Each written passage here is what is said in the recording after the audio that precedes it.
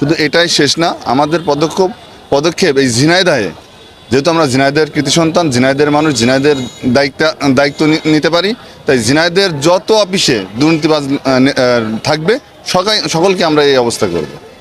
দুর্নীতিবাজ থাকলেই তার রক্ষা নাই। ছাত্র সমাজের দাবি দুর্নীতিবাজ থাকবে না এই ঝিনাইদহে।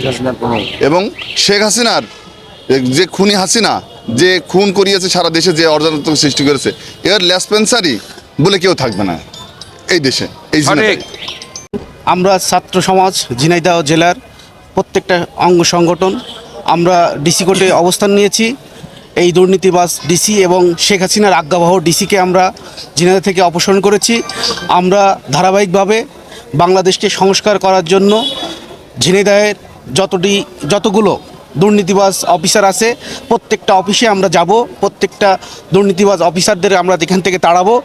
শুধু অফিসার না, যারা বিনা ভোটে এই ঝিনাইদহে বিভিন্নভাবে শেখ হাসিনার আজ্ঞাবহভাবে যারা মেয়র আছে, যারা উপজেলা চেয়ারম্যান আছে, ইউনিয়ন পরিষদ চেয়ারম্যান আছে, প্রত্যেককে আমরা ঝিনাইদহ থেকে বিতাড়িত করবো ইনশাল্লাহ।